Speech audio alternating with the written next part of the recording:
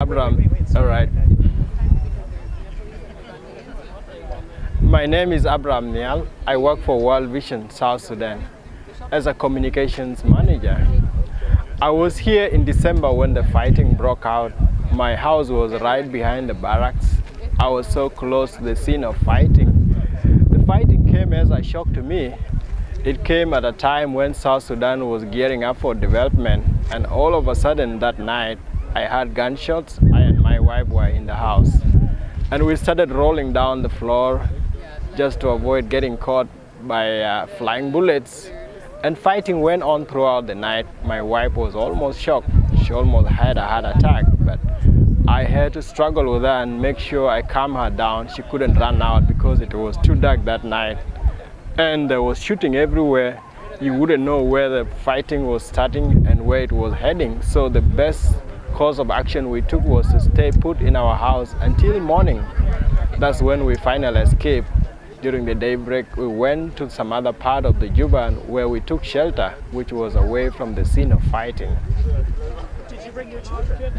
No, fortunately my children were in Uganda. My wife had just come to visit at the time of the fighting. So to me, I was lucky because I didn't have children to run with, but instead I chose to help my neighbors who were with their children. So I went to the neighbor, helped grab the children, and we all left the scene of fighting. We escaped to some other part. Our first point was to head toward the church, but then when we came to the church, we figured out that there were no people in the church. So let's find some relatives, and we go to that house, and we found out that in the same house where we were heading, there were also others who had come to take shelter in the same house. So we stayed there for 2 days, but there was no let-off in fighting. So we returned after a few days to our house, and then things were not improving. But December, Christmas was closing in, so we decided to go back to Uganda. So we took a bus and we went to Uganda to join the rest of the family.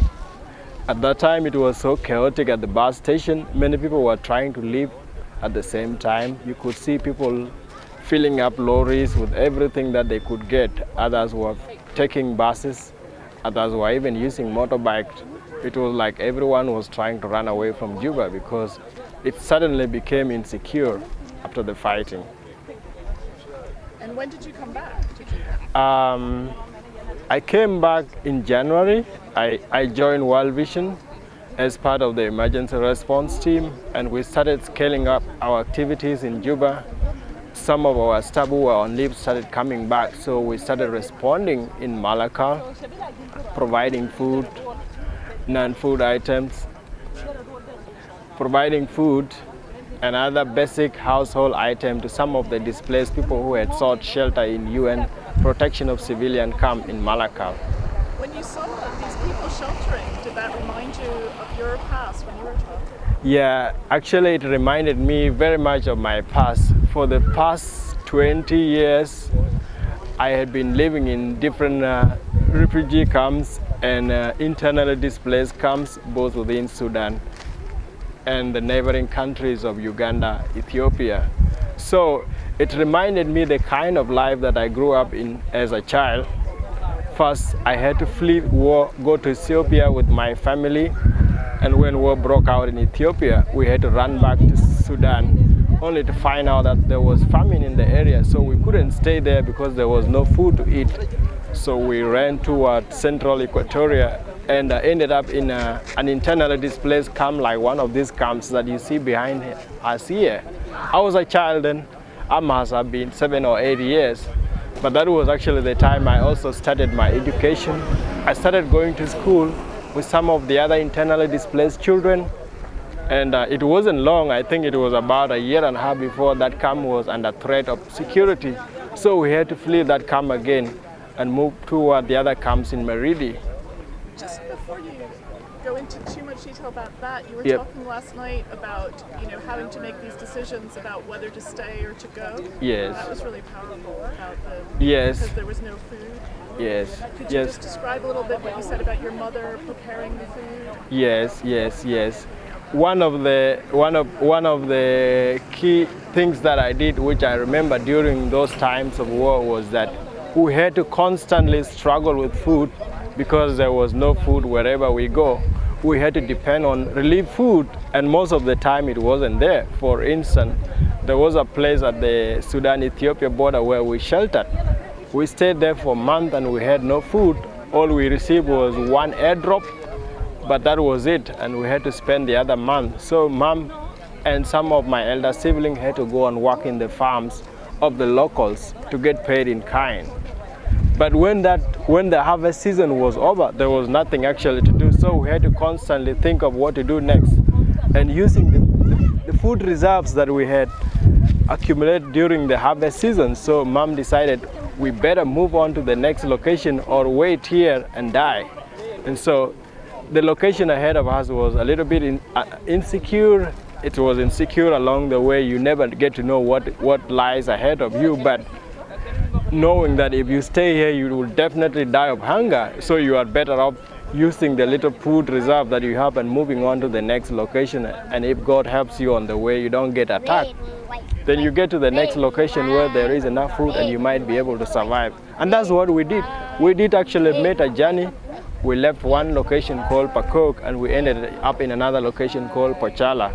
And we were able to get some food because UN agencies were operating there. There were airdrops. There were planes landing with food, humanitarians. So we were able to get registered and we were able to receive some food. You told me about one place, I don't remember which place it was, but where you saw people who couldn't move anymore because they didn't. Yeah, that was actually in Bor. In Bor? Yeah, in Bor. When we passed by in Bor in 1990, we found that there was like a food shortage, a famine. People were dying. Some people who were malnourished couldn't move. Those who were able to move like us, because we came, we had our food reserves, we couldn't sit there because we were a bit stronger. So we started crossing the river and then we kept moving. Those days you have to constantly access yourself. If you have to stay here, you are likely to die. But if you have to move ahead, you have insecurity ahead of you, but chances are you might find some food and you will survive. And that's what we did. We moved on. Those who couldn't move because they were severely malnourished, they died. They couldn't survive. Some people took the decision not to move because they were afraid. Some people took the decision not to move out of the fear that if they don't know where they are actually going, and for them it's going to be the first time for you to be out of your home, and you don't know what is just ahead of you, and you also know that it's going to be insecure there. But again, for some, they were severely malnourished that if they want to move, there's no food, there's no energy. They don't have the energy to move on. And people were dying. It was a serious hunger.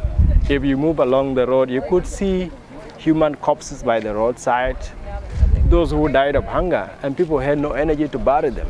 You could see that along the road. You said something really strong about the vultures. Yeah, I could see that as you move along the road, you could see some vultures feeding on the corpses of the dead one because they were not buried. No one had energy to bury the dead. That was what happened. Yeah.